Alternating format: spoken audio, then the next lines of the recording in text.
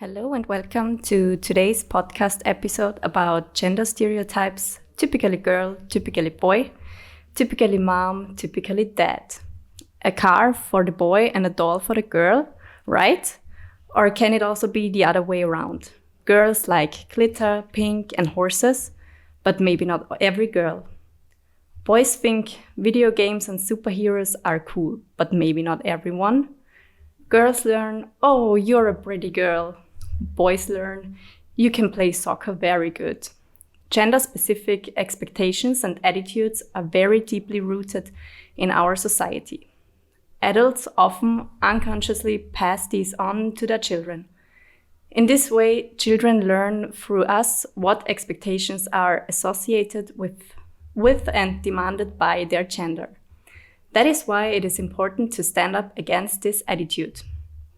It is important to put girls and boys in the same box, in the typical girl box or in the typical boy box, because girls and boys should be allowed to develop independently, free according to their talents, their interests, and their abilities.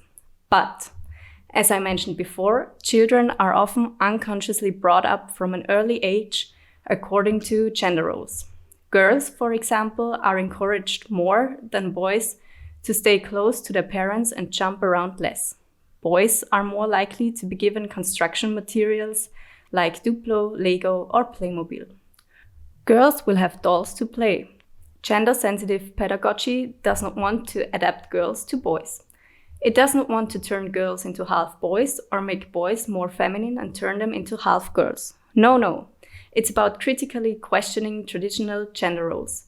Because by consciously confronting these fixed cliches, we will improve to let boys and girls be more according to their abilities, their talents, and their interests.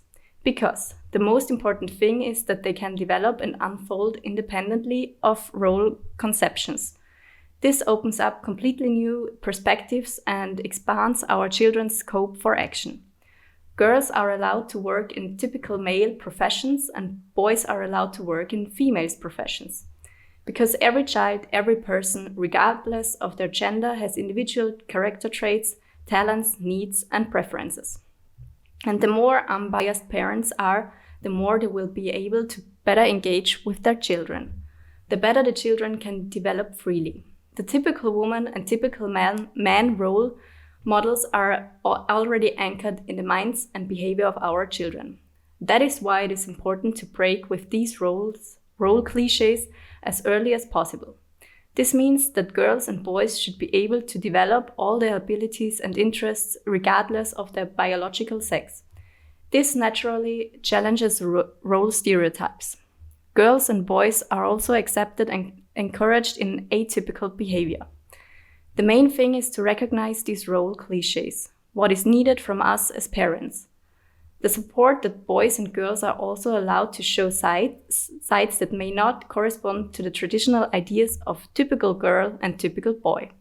A technically gifted girl, a boy who shows a very fine, soft side and expresses feelings. In this way, all of the children's basic abilities and interests are promoted. And that should be the goal of us parents and caregivers. Now, I would also like to give you a few valuable tips on how you promote this. Where in your family are still such traditional role cliches? Maybe you as a mom or a dad have been feeling for a long time, I would like to rethink this a bit. And maybe this podcast today encourages you to do so. And I would like to start with tip number 1. Practice more empathy with your son. Generally speaking, it can be said that girls are a bit better at classifying other people's feelings. But with a little practice, it's child's play for boys too. For example, you can use Punch and Judy figures or stuffed animals to create situations in which your son can recognize that a puppet or an animal is sad. Can he find out the reason for the sadness? Can he perhaps comfort the Punch and Judy figure of the animal? Tip number 2. Help little bullies to solve conflicts peacefully. Even if little boys want to be terribly strong and also like to fight, they must and should learn to settle disputes without using their fists. Why don't you teach your son how to communicate appropriately? For example, listening attentively, letting others finish, and asking questions. Get involved in this experiment and you will be curious to see what interesting questions will come. Live equality yourself. Think about where you and your partner still have very traditional roles. Dad also does the dishes and cooks. Mom can also use the drill. You treat each other with respect and accept each other's strengths and weaknesses. It's perfectly okay for roles to be distributed and role cliches to be broken. Be proud when your partner irons, washes, and cooks. And be proud if your partner knows how to use a drill.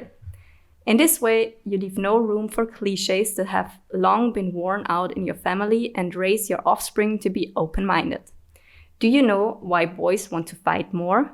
The reason is testosterone. But there is also another reason.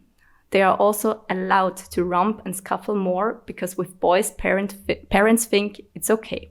With girls, society doesn't like it so much.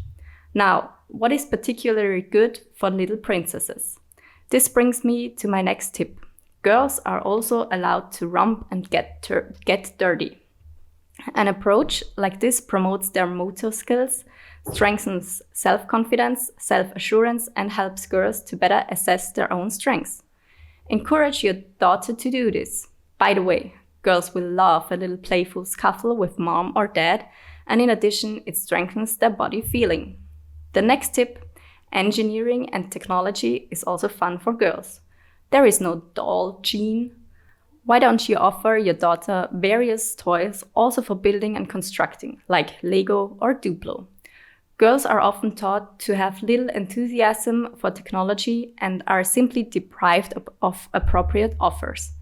Take her with you when you have to fix something at your car, and take her to a technical museum. Later, buy her a workbench and do some sawing and crafting with her. Also be brave and give your son a doll stroller, because boys can also go for walks with their dolls in a stroller. Just stand by it, also in society. The more self-confidence and self-assurance you will teach your son and daughter, I am fine the way I am. Even if I put on high heels once and I find it funny as a boy. Even though, as a girl, I like to handle hammers, axes, and saws.